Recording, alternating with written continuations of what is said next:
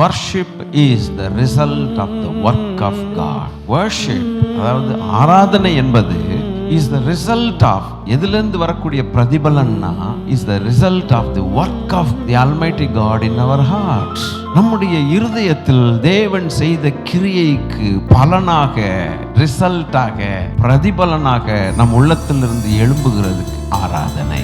அந்த ஆராதனை என்பது it is ascribing greatness to our God, ascribing glory to our God, acknowledging the power of God to save our souls.